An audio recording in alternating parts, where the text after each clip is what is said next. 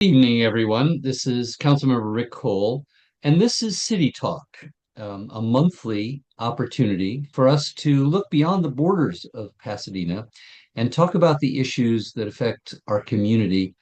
And we have a terrific opportunity to talk to someone who brings a tremendous amount of experience and who's going to talk about a topic that we haven't broached in Pasadena, but has literally gotten international attention and which I think offers a real opportunity for us to deepen the conversation in Pasadena around how we spend our dollars.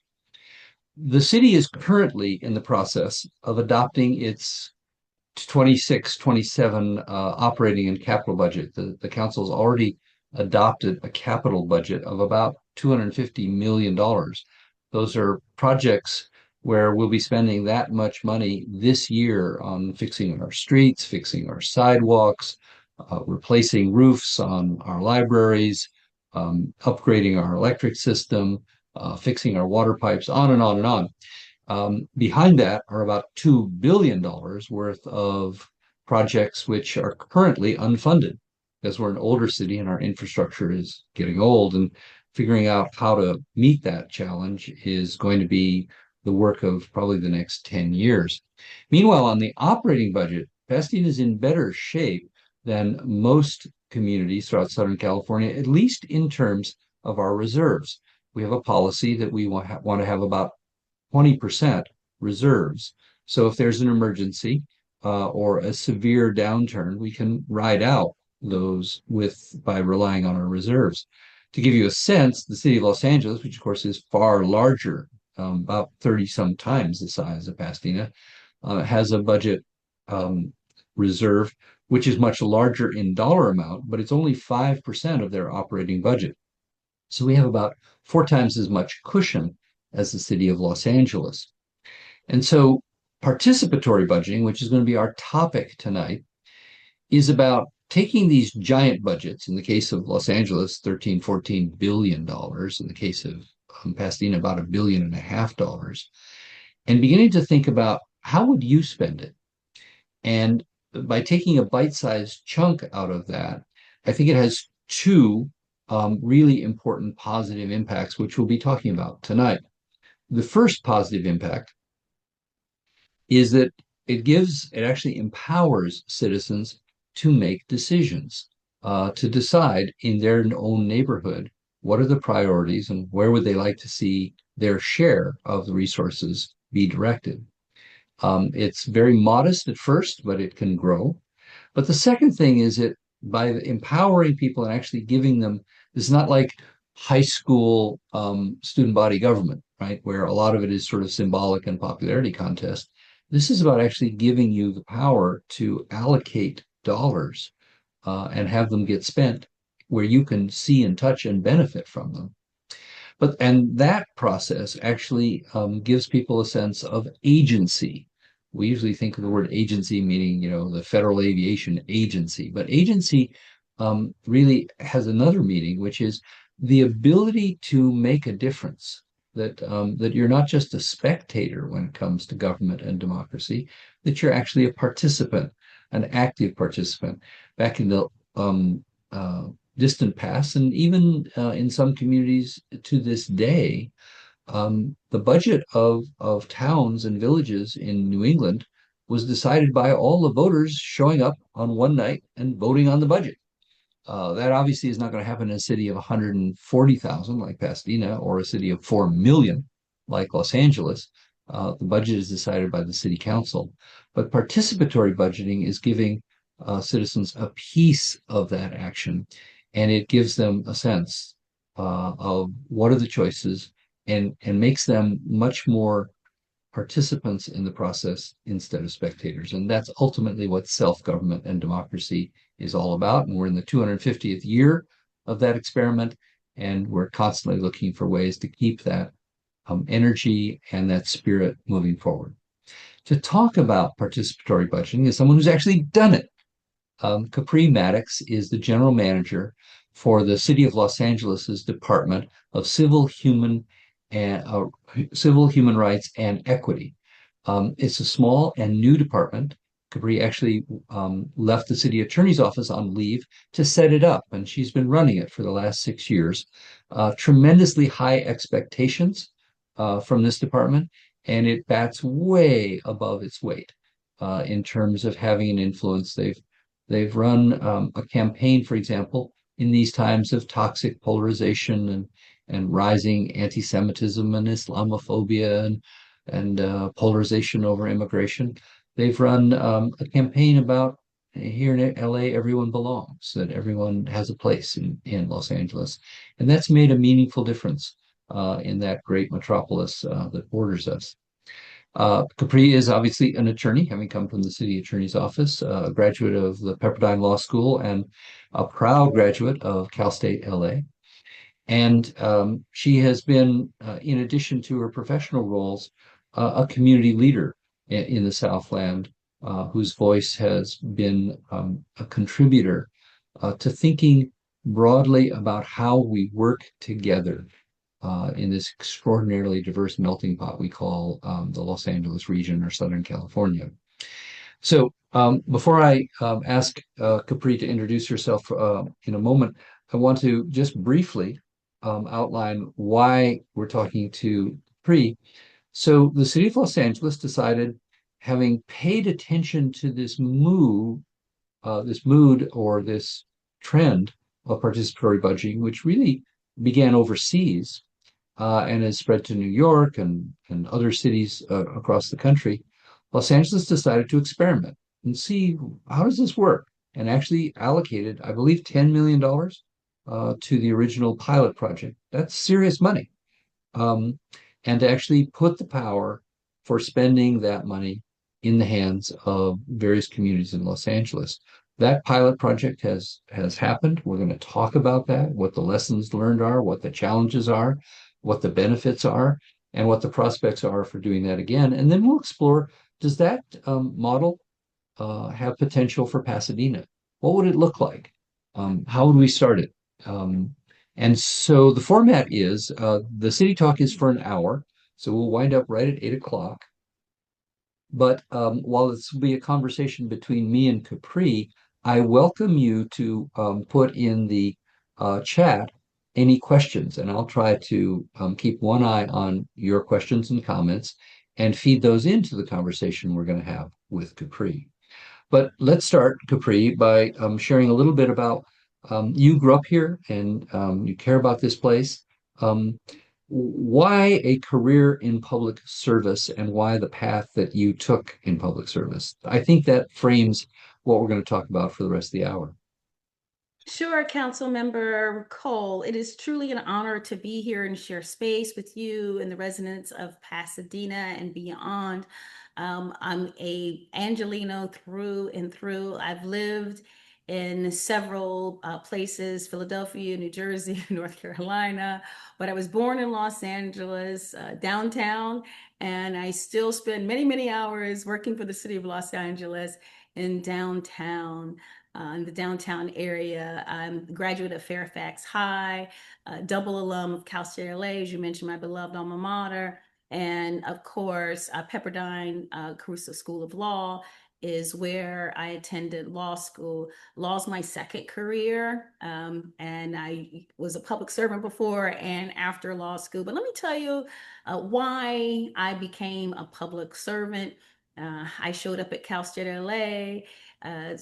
1988, two suitcases, everything I own, not no set housing. Five families took me in when I was in high school, so I wouldn't go to foster care. And before then, I lived with my grandparents, both my grandmas, as well as my aunts and play aunts. And I spent a few years living with my parents, and I have a good relationship with my birth parents. But that's my story of 13 different schools before the ninth grade. Exciting life. It forced me to be a people person. And when I went to Cal State LA in such need after my guidance counselor at Fairfax High said I was not college material, and I wasn't given the course materials to even be college ready, I got a rejection letter from Cal State LA. I worked there as a proctor. I had many jobs, always been a hard worker. I had many jobs when I was in high school, and one of them was serving as a proctor when people were taking the CBEST test. That's what they give to people who want to be educators. School teachers. Deal is that they said, you did such a great job. Like, what's your other job? Or can you do this more often? And I said, I'm in high school. And they said, are you coming to college? And I'm not college material. And they said, just turn in an application, take it to someone's house, this lady's house, and she'll bring it to work for you. So I got this rejection letter from Cal State LA to my P.O. box, and then that was it. And sometime in September that year, I received a call on my pager beeper. I don't know if the folks on this call know what beepers are, but before we had cell phones, we had pagers, and they just give you the number. I called, and they said, "Where are you?" I'm the EOP counselor, Education Opportunity Program counselor, and we're looking for you. It's the third day of school. And I went there, Mm. showed up with two suitcases, everything I own, no stable housing, and a gentleman by the name of David Sandoval saw me there, sitting there for hours, picked up the phone, and started calling everyone from student housing to financial aid, admissions, of course, counselors to give me courses and change the trajectory of my life. And I just instantly knew I wanted to be that person to make a big difference. And I initially thought, maybe my public service would be law enforcement, because in the 90s, it was, a lot going on there. Um, but I happened to graduate with a criminal justice degree a few months after this guy named Rodney King became very well known, and for obvious reasons. Um, uh, we know what happened, and I just thought I still want to be a public servant. So I went back to do the master's in public administration. And while I was sitting in class, one of my classmates who was happened to be attending school at night said there's an opening at the housing department making $9.08 an hour, part-time job. It's only going to be for 6 months. And let's just say it's been a long 6 months. But it's an honor of a lifetime to do this work, to represent Mayor Karen Bass and the city of Los Angeles in this work, because it matters. It mattered when we started the department in 2020, and it matters even more now. And I'm happy to answer any questions about participatory budgeting, because this is proof of concept. We want to make Let's sure we move the. Yeah, let's start, Capri, with for those who are not familiar with this, it sounds like budgeting where people participate, right? But when you were rolling this out into the communities, what was your elevator pitch? How did you define what you were asking them to participate in? Well, first, these were leftover COVID-19 funds from federal government. We had those at the time. The then mayor had those funds put in city funds to help some of the communities hardest hit by the inequities of the COVID-19 crisis. And we know communities that are underserved get hit first and worst when things go wrong. And that was true, Councilmember Cole, even during the COVID-19 crisis. Okay. So we're talking neighborhoods where there were food deserts, the digital divide, overcrowding, rent burden, right? Environmental hazards. And so these were communities where people already had comorbidity factors like asthma, being they were in food deserts, they had diabetes at higher levels, et cetera. And so we wanted to be intentional to support those communities that had the highest levels of COVID-19 mortality rates, right? And we're talking about Southeast Los Angeles, Boyle Heights, Skid Row, Arleta, Pacoima, Harbor Gateway. Those areas are where people had problems, and many of these folks were considered essential workers, but they weren't given the care and the support of someone in such a high regard. And so these are people who are bus drivers, working at the grocery stores, et cetera. And so we wanted to be intentional to support those communities hardest hit by the COVID-19 crisis with repair dollars. Let me pause you there because for decades, the primary mindset has been that those communities are needy communities, those communities are damaged communities, and therefore people need to go and rescue them. People go and need and help them. People need to provide services to them. Participatory budgeting really reverses that and says um, the people in these communities are assets. They have strengths and they have the right to participate in their own destiny. And so participatory budgeting really reverses it. It acknowledges that these are communities with great needs, but it says instead of riding into the rescue with what academics or government workers or experts in the field think would be good for that community, it really empowers the community. So did you face skepticism from those communities when you came in? The old Oh, yes, Reagan sure. Reagan made Promises. a career out of making the joke that we're here from the government and we're here to help you. And of course, that was meant to be a cynical signal that the government was, as he said in an inaugural address, um, not the solution but the problem. So when you came um, to these communities with these resources, what was the reaction? Oh, being with the city off and on since 1992, I've seen the city and many parts of government make promises that were not fulfilled, right? And especially after a civil unrest, people are given a number of promises. I mean, even after the murder of George Floyd, think about all the corporations promising billions of dollars to the African American and other underserved communities. And if you got your calculator out now, you probably couldn't even get to $1 billion. I don't know what the exact number is, but I want to be clear that a lot of promises are made in those moments. And unfortunately, a lot of those promises aren't kept.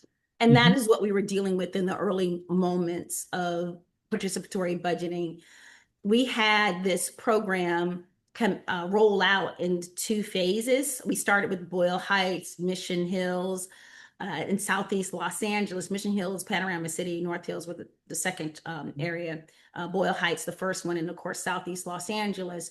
And participation soared and skyrocketed after we did our first round because people knew this real money for real people able to make a real difference. And we worked with community partners to build this program into the second phase of our program, which is one, the Arleta Pacoima community, the Harbor Gateway, number two, Harbor Gateway, Wilmington, Harbor City, number three, the West Adams, Baldwin Village, Leimert Park areas, four, Westlake, and five, Skid Row, and then finally, South Los Angeles. And so we had these 9 neighborhoods, we broke them up.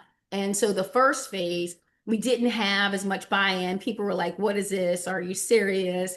And then the second go round, people were showing up at the meetings, as the folks in church say, 3 on a donkey, to like vote, get their proposals in. And we were just buried after people knew for sure, because the secret was out, that this was real money and it was righteous. And so we couldn't be more grateful for the leadership of Diamond James, Mm. who leads the Office of Race and Equity. We had a number of partners leading this work. Even David Price, who's now actually working for the McCourt Foundation, who started some of this work. And so we have a number of great leaders who had a lot of trust with the community, and So, people bought in, and thousands of folks voted for these dollars. so this is a good time to break down the process, right? So participatory budgeting, wonderful concept. people are going to participate in budgeting a certain number of dollars. So start with how many dollars? This is the geographic area. What are the steps? And you've referenced a couple of them, the creating proposals and voting. What are the steps after you've introduced, we're here, going to do this project.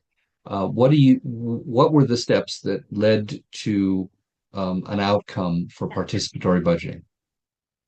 So, Councilmember Cole, there's 6 steps basically. There's a design process where the repair zone committee develops the program and the guidebook plan for implementation.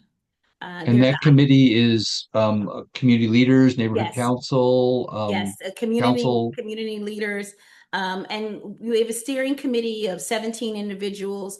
There's a program design, structure, eligibility requirements, right? And then there is the advisory committee with it's more than 20 individuals, and they look for equitable, accessible outreach and design and proposal development. And then you get to the area where the individuals submit ideas and we have the figuring out like what their needs are, and then you get to the place where proposals are developed by nonprofits and community-based organizations which transform ideas into like program proposals. And I'll give an example, like say for example if you said we're having problems with kids after school Hmm? and they need services and support. And so the proposals that may come from that, in this case, we had a winning proposal in South Los Angeles where we had the Watts Empowerment Center do work. Or when you think about some of the work that happened with the Boys and Girls Club in the Harbor Gateway area, Harbor City, Harbor Gateway area. So we wanted to be intentional to figure out what worked in folks' community. And when you think about East Los Angeles, we had Proyecto Pastoral set aside money for eviction protection. And, to date, we had 230 children rescued from the threat of losing their housing because we had over 170 families get rental assistance. And so it depends on the needs. And the thing I think is really important to share is folks didn't use these dollars for glamorous things, right? They use them for structural needs for families to function and to have an opportunity to earn dollars to come into their households or how to make their communities better. They weren't used for frivolous projects. And this is the same thing we've seen with guaranteed the guaranteed budgeting options. So when you think about those dollars where people have guaranteed income, they're never used for like the fun things. They're used for the basics, the milk, the cheese, spending dollars to help their But it does seem to families. be the one of the we'll come back to the lessons, but that does seem already to be one of the lessons is that when you give people responsibility, they tend to act responsibly. That if you deny people responsibility, not everybody is going to act responsibly. Right. It's what we learn as parents. It's what we learn in the public realm is that if you treat people like children or clients or customers, they are very demanding. Yeah. And when they share in the responsibility, when you give a child responsibility, take care of a pet, Mhm. clean their room, you know, take on planning the family vacation, Right. they measure up. Right. And so let's contrast this for a moment with the traditional way in which we address similar needs, right? A staff will ask for an allocation of funding Mhm. or be given a traditional allocation that they get every year. and then they'll say, okay, we're going to issue a request for proposals, Mhm. right? And we will design what we think the community wants and needs, especially what we think the community needs. What they want is, is less important to us than what we think they need. And so we'll design the request for proposal, we'll write it, and then we'll issue it, and then we'll evaluate the proposals that come in from the nonprofits. What's the difference in participatory budgeting between that and the traditional process? Right. And I'll get to that, but I really want to thank you for highlighting the fact that when we trust the community, we win. And so, there are six parts of participatory budgeting, and I'll focus on four in just a minute. But the design process, the idea collection, the development of the proposals, the vote, the funding and the implementation of the programs, the fifth one, and then evaluating the process. But in the middle, you have the idea collection from the community. You have local nonprofits, in this case, come forward with suggestions and solutions, and tried and true partners in some spaces, or newer nonprofits, been around maybe a couple of years versus someone like the YMCA, been around a lot longer, right? But the idea collection, development of the proposals, and then the community votes. And of course, there's funding in the implementation of the programs. And that's the difference here. When you're giving, first of all, when you're talking about the budget process in government, right? We are looking at individuals who give the community 2 minutes, right? Mm, Public mm, comment, mm, and they get to say what they want, what they like. And in LA, we have neighborhood councils and budget mhm, advocates to do a little bit more. But at the mhm. end of the day, they say thank you. We'll take it from here. Our elected officials, as well as folks in the budgeting sphere, the CAO's office, and they make the decisions and of who gets what, and they also get a say in the voting process when it comes to the request for proposals. I served as the president of the board of public works in a job maybe 10 or 15 years ago, and when you have all these proposals coming in, staff gets to decide. Well, one thing is the staff doesn't live in the community. Staff may not have children if you're voting on after school services, right? But when the community gets to vote on the RFP process and figures out the most trusted nonprofits in the neighborhoods they live in, that's the real difference, Rick. Yeah. Let me share an experience that I had when I was city manager of Azusa. We used to get a guaranteed amount of money, which Azusa and Los Angeles and Pasadena still do, called the Community Development Block Grant. It was from the Nixon era. There were a number of individual programs that you could apply for, and the Nixon administration said, we're just going to lump it all in one, and we're going to give it to you. The only strings, and those strings are, fill pages of uh, documents, but the strings basically are only 20% of it can go to services, only 10% of it can go to administration, and 70% has to go to physical things in the community. And the big restriction is that it has to benefit low and moderate income households in low and moderate income neighborhoods, and that's assessed by census data, et cetera. So we got a certain amount of money because we had eligible neighborhoods in Azusa for that consisted of low and moderate income households. And the staff made those decisions, and we would decide, well, we need money to fix up this park. Oh, we need money to pave this street. Oh, we need money to put a new fence around um, this city facility in a low and moderate income neighborhood. The people in that neighborhood had absolutely no say in that. And my frustration actually wasn't about that at first. My frustration was we're kind of dribbling it here and there, and it's not having a synergy. It's not provoking other people investing in the neighborhood. Just suddenly one day a project shows up and the street that had potholes is now fixed and there's a sign that says your tax dollars at work and then people complain about, well, what about that or what about the other thing? But there's no follow on, there's no sense of momentum, and there's no sense of ownership in that. That the city, it fell out of the sky, it got done, and now it's done. So I said, well, why don't we take all these dollars that we're just putting around here, there, and with no particular pattern, why don't we package them up, the capital dollars, the 70%, and ask and pick a neighborhood of one of the eligible neighborhoods and ask them what they want to do with it.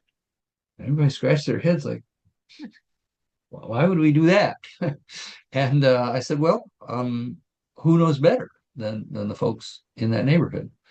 So it took me a couple years to persuade the staff that A, I could do this under federal rules, and B, that how it would work. What we did not do, because I didn't know to do it, because I'd never heard of participatory budgeting, is I didn't involve the community in designing the process, right? We designed the process for them because who knows better than us about process. So so we went to the first meeting to say we're going to give your neighborhood $250,000 and you get to decide how it's going to be spent. An hour of abuse.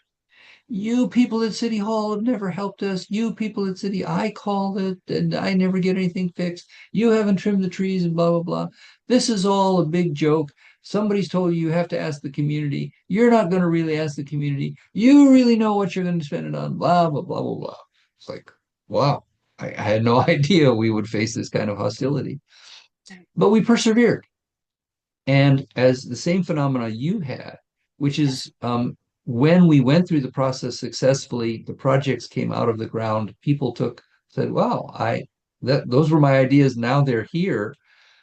Two things happened. One, as you did, the next one was much easier because we took people from the first neighborhood and had them speak at the second neighborhood and say, yeah, we were pretty skeptical too, but here's how it worked, and here's pictures of actually what happened. And we decided it, not the city staff. The second thing that happened was a lot of the private homeowners and even some of the business owners said, wow, this neighborhood is kind of getting spruced up. We better do that too. And so people that had never had a lawn, never had a garden, they just had dirt in their front yard. Like, oh, I'm going to plant a lawn. People who hadn't painted their house in 10 or 15 years. Oh, paint my house. One person paints their house, two or three other people paint their house. And then the shopping center in the neighborhood spent $12 million to spruce up their shopping center because they said this is a neighborhood where it's clearly coming alive and we should be part of that.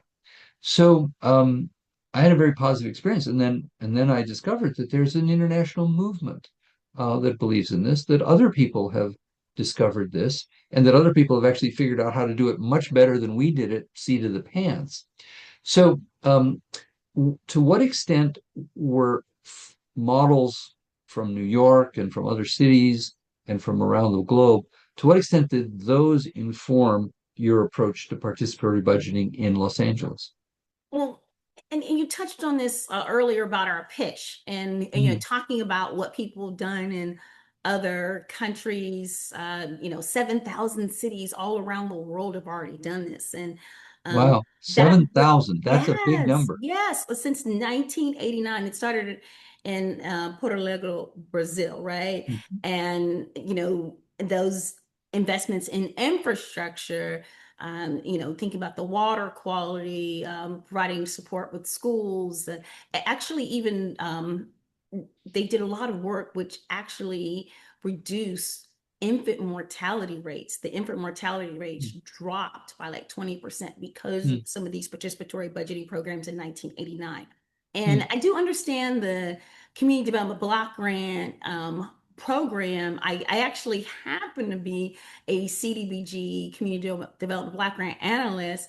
Hmm. for the city of Glendale, right next door to you, Right. before law school. I got mad at a slumlord um, near Edison Elementary School in Glendale, and I quit my job and I went to law school full time. So I was actually someone, thinking I had all the answers with, doing the proposals. And so this program is so freeing, and the community ideas as it relates to participatory budgeting led to a number of solutions. And we're talking environmental, and climate health, housing and transportation, education access. We're giving resources to community and schools, Los Angeles, employment, and of course financial security. And so this work, these proposed community input led to proposals to cover a number of these things, and then the community members made the decisions. And as to your point about you never do anything for us, we did get a little pushback early on, but like you said, once we built trust, once we build community, and once we were able to concretize these ideas into real solutions, people stepped up and we were fully embraced by the community. Now, where we are is you really trying to figure out a way to replicate this program and even these tough economic times. But we couldn't do this work. One thing I want to say, without some of our city council leaders, we had work from Councilmember Price from the Ninth District really push us. We now have Hugo Soto Martinez, who is standing strong with us, Tim McCosker and others. But I wanted to also uh, acknowledge that Councilmember Nithya Raman did not have a repair zone in her area, but she also voted for this work to go forward to benefit the communities of Los Angeles. So we're grateful for all of our council members, and then Mayor Eric Garcetti, and of course his chief of staff, Andre Hurden, really, pushed this. And so now we have, Mayor Bass and other elected officials, pushing this forward, supporting this work. Of course, Mayor Bass was a community organizer, ran a nonprofit. So giving dollars to nonprofits is something that she celebrates and encourages. I just wish we had more dollars. So, at this point, with about 20 minutes left, if anyone would like to ask questions or make a comment in the chat, I'll again keep an eye on that to integrate into our conversation. Let me share quickly part of that experience in Azusa. I talked about the process, but one of the project that came out on top was the local elementary school in the center of the neighborhood. The principal turned a blind eye to the rule that he was supposed to lock the campus up after school and on weekends. And he basically left it unlocked so that the neighborhood could use it as a park when school was out of session. And the mothers who participated in our process, and it was ultimately similar to what you've described, um, of coming up with projects and then voting on them. They came up with a project that we would like to have a shade structure over the benches where the kids eat lunch, because then they'll have shade when it's hot, and it gets pretty hot in Azusa. Um, and then on the weekends, when we gather there to watch them play soccer or to watch them run around, we have a place where the mothers and occasional fathers as well can sit and pay attention to them and take care of the younger kids and all of that. And there's about $50,000 to do that out of the 250,000. So it was a big number, but it ended up being ranked number one. Well, of course, we had to patiently explain you're dealing with the city, not the school district. And it's eligible to spend the money at the school district, but the school district has to agree. And the school district said, well, why would we agree? The campus is supposed to be locked. And it's locked because we don't want anyone falling down and hurting themselves and suing the school district for $10 million. And then we've got our insurance rates go up. So we had a little tug of war with a friendly tug of war with the school district of um, we're going to buy this for you. You're going to get the benefit of it. The community's going to get the benefit of it. The community wants this. They're your constituents as well as ours. And they said, yeah, but what about the liability? So ultimately, we bid ground our teeth and said, we will agree to take the liability. If you open up on the weekends and in the evenings, um, then then if somebody trips and falls, they can sue the city, or they'll sue you, and then you just say we have an agreement with the city. That's their problem. Um, that took a lot of cajoling toward the city. It's like, well, why should we take that? It's their property, blah blah blah. But ultimately, because the community support was so strong, well, it was wildly popular and a huge positive. And again, not the same as saving people from being evicted, right? This is a capital project, not a service. Um, but when people actually see tangible differences in their lives, and one thing that's resonated as you've described this effort with me, Capri, is something you may be familiar with called ABCD, Asset-Based Community Development. And I alluded to that at the beginning. It came out of Atlanta, Georgia, but it was the idea that rather than look at communities which have suffered discrimination and disinvestment over the years, rather than seeing them as communities of liabilities, which they have, right? Typically, they have fewer trees. Typically, the buildings are older. Typically, there's more vacant businesses. So you could look at all those things and say, these are the problems with this neighborhood. ABCD says, what are the assets? Are there strong churches? Are there local nonprofits? Are there block clubs? Are there community leaders? Like in the movie, Spike Lee's movie, Do the Right Thing, the mayor of the block. Um, that may not be formal, but are real assets. Are there little community gardens that somebody has just created, a guerrilla garden, like um, what's Ron's last name in South LA? I forget now, but just somebody who decides I'm gonna do something, and build on the positives rather than dwell on the negatives. And I think that's a very powerful. Again, it's reversing the way we think. It's not magic, but when we think about a community as being in need, and then it's our job to give them stuff versus it's a community with untapped potential, Um, and let's give them the power to actually make their lives better by providing them some modest resources. And right. similarly, um, again, shifting from we make the decisions for you to you make the decisions for you. Yeah, And I do think that promotes responsibility. right. And as a member of First AME Church, just to tell you, all the service partners in South Los Angeles making a difference, including Ron Finley, who is the Ah, yes, charger Ron. in South Los Angeles, you were making reference to. We want to celebrate the community and the creativity and for people to have tangible solutions come from their neighbors or things you can't unsee. And this not only helps the community, but it also helps government to think Mm, smarter, harder, work harder, and to know we don't have all the answers.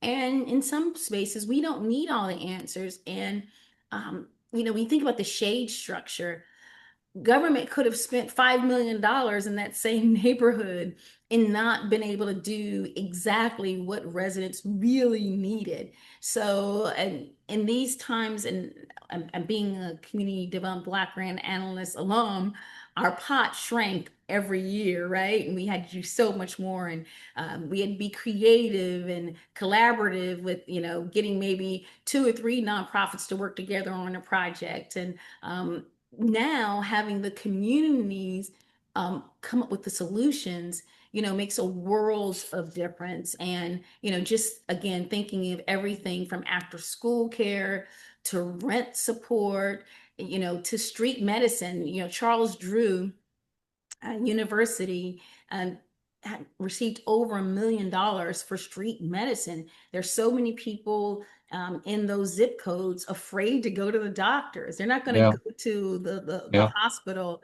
But when the doctors, actual medical doctors, come out of a van and say, "We are here to help," the the background and the socioeconomics change in the waiting room. Let's just say that. And so we are nothing but grateful for the input from the community. They're the true difference makers, and I would love to take some more questions from the difference makers on this line.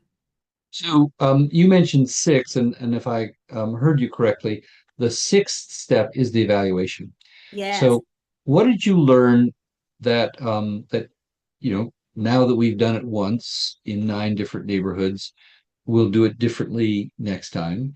And what were the positives that you absolutely want to replicate and expand? So what are the things that you learned, the hard lessons that we in Pasadena could benefit from, and what are the successes that we should be trying to emulate?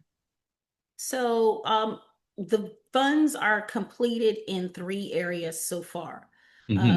One Boyle Heights, second Mission Hills, Panorama City, North Hills, and Southeast Los Angeles, and Charles Drew University, Street Medicine, the Watts Empowerment Center, the After School Care Program, Hmm. and the East LA Community Corporation are where the dollars have gone, and those dollars have been spent. We are still in the process of giving out some of the dollars for the next group, next Hmm. six. But I will say we're in the early stages of the completion in the evaluation, and we will have some of our community partners weigh in to actually tell the lessons learned.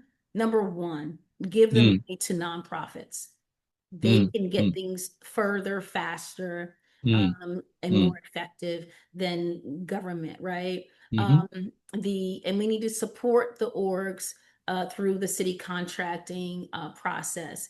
And we also need to provide more technical assistance mm, to some of the mm, grassroots organizations and to let them know early what the dollars can or cannot be spent on. mhm, mhm, And to be very clear and have a great deal of contact with them as they, like walk them through. It's not like, doing an RFP and having a consultant or a major contractor do this work. You need to let them know if you spend these funds in this way, you will not be reimbursed.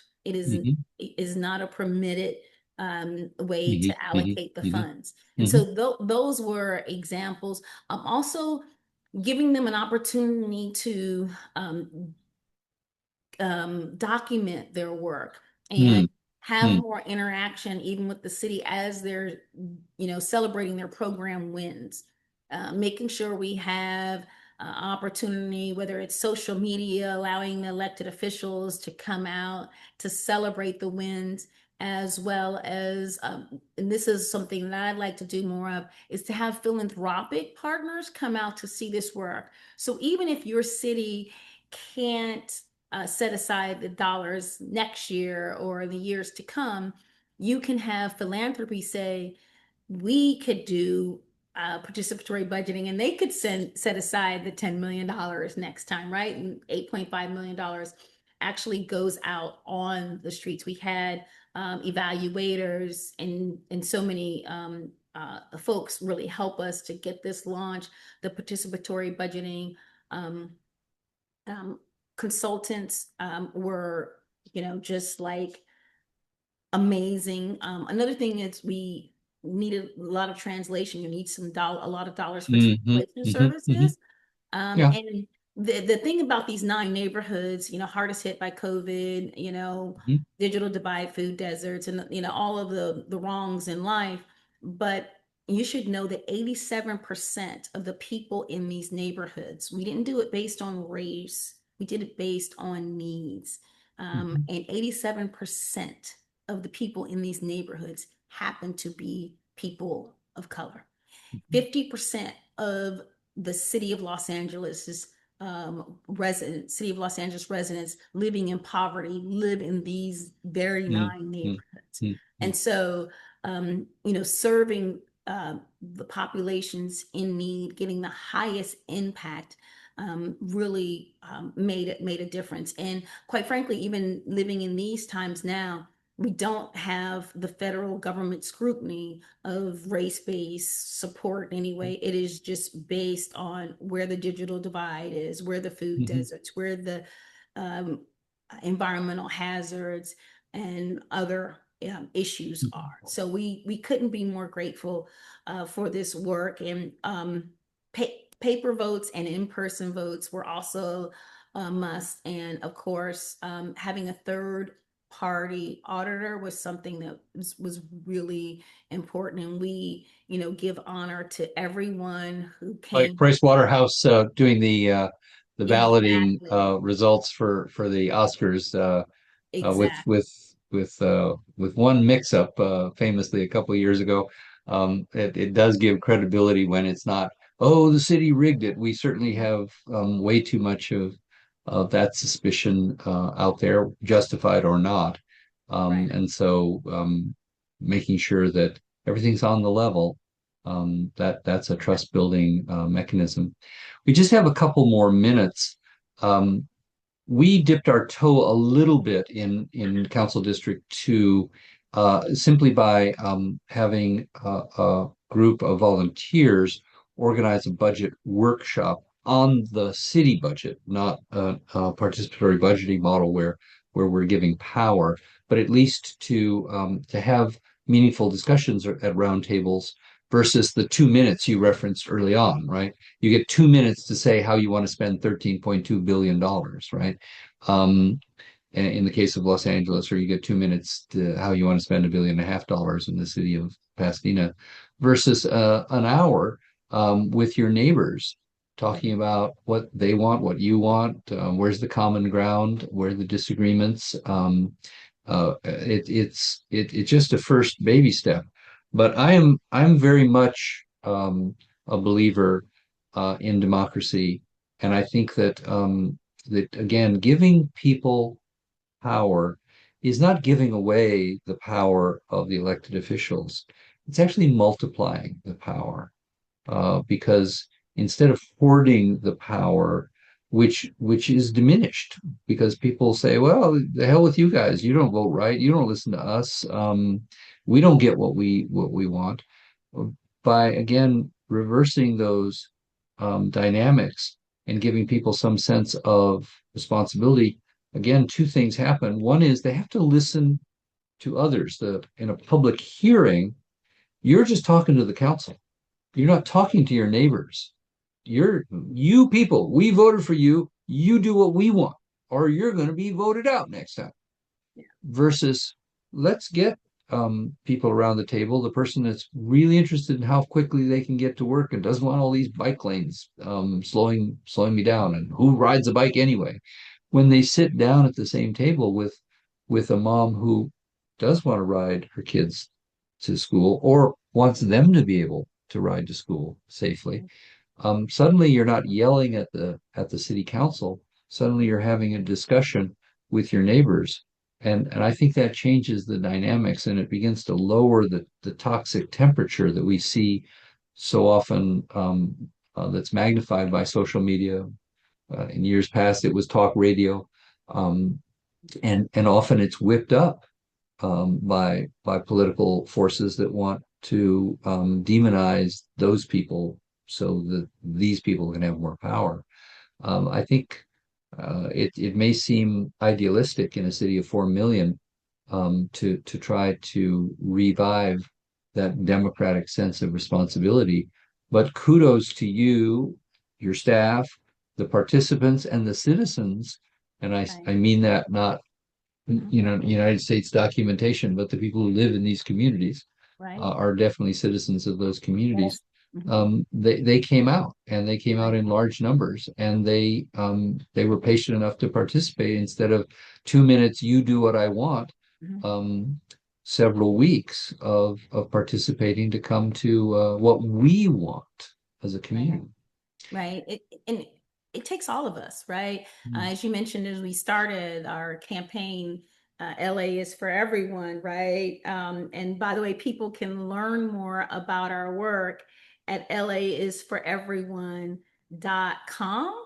And they can also go to repair.lacity.org to learn specifically about the repair program, but you can find it through our main website, laisforeveryone.org. And we appreciate all the folks that came out. You're right. We had renters, immigrants, seniors, young folks. I mean, people, regardless of your abilities, people came out. And you're a big fan of the late Mayor Tom Bradley. And he taught us that availability is the best ability. And our communities showed up and showed out for a better a Los Angeles that is truly for everyone. And this model has been followed in Los Angeles County. There are some other cities interested, but it would be an honor to see Pasadena take this and run with it, especially under your leadership and guidance starting in your very council district. Well, I am up for that experiment, and Capri, I just want to say I've said this to others. I don't know that I've ever said it to you, um, and in this, I think it's appropriate. Um, I respect all folks who make a professional commitment to public service. Like any other group of people, it's a bell-shaped curve. All of us are human. All of us make mistakes. Um, some of us are more motivated by career. Some of us more motivated by the idea of service. Um, but you've always been one of my heroes in this field because you exemplify the idea of dedicating your life not just to a career but to making a difference. Los Angeles is a city I care deeply about. Even though I've only lived there briefly, I've always lived on the fringe of it, and it is the cultural heart of our region. It's the home of the Dodgers, which pretty much everyone can agree on. And it is even more significantly the economic engine of our region. And making it work is a Leviathan task. When I retired, I said, um, Los Angeles is a very difficult city to run on any given day. And unfortunately, we haven't had very many good days lately with COVID and the fires and the challenges to Hollywood and all of the things that are making and a national administration literally at war with people in the city government of Los Angeles to the point of sending in troops against the wishes of the mayor and the city council. But but Los Angeles is important to all of us, and we can learn lessons from it, and hopefully we might even be able to teach some lessons. And so the dialogue is important. And thank you for 30 years of selfless service to the public, to our region, and particularly to the great city of Los Angeles. All right. Thank you so much. And back to you. And thank you for being a doer among doers, someone who's a difference maker and leading a better world. Wherever you go, you make a difference and you make a better place for everyone. You don't walk through a door and close it behind you. You stand up for all communities, regardless of the privilege you have. You include people and bring folks along, and you don't find a lot of people like that, particularly in these times. So thank you for all you do, and we are here for you. Los Angeles is a message center, and that's what I call City of Angels. Angels are messengers, and we are here to lift a better world with leaders like you. Thank you so much for having me, Council Member Cole. Thank you, Capri. Thank you for all you've done. And we're going to pursue this idea of participatory budgeting in Pasadena. And I'm glad that you've done such great work at Trailblazing in Los Angeles. Ultimately, I think what we share is a belief um, that voters may be poorly informed, but they are not stupid. Voters are our neighbors. Voters are the people that that do that make our city, state, country run. And they're incredibly caring, incredibly thoughtful, and we should tap in to that. And that the folks who do this professionally, whether it's run a public works department or a police department or fire department, their work is important, their expertise is important, their experience is important. But ultimately, we do it for the people, and the people should have a say in how it's done. All So right. with that, I want to thank everyone who tuned in. If you want to recommend others to listen in, we'll be posting this shortly, so people can catch the recording. And we'll be doing this again next month. Next week, ordinarily we have 2 week break between City Talk and our issue forum, but we have a monthly issue forum, 7 p.m., the third Tuesday of every month at Jefferson Elementary, 1500 East Villa. The topic will be the 710 freeway stub, which the city has inherited and has the opportunity to reconnect Pasadena and to deal with some long-standing issues to create more public amenities, more housing, more jobs in our community. How we do that and what's the process for public participation in that. That'll be the topic next Tuesday at 7 p.m. Thank you again, Capri, and thank you to everyone who's tuned in. All right. Keep the faith and keep the fight, everyone.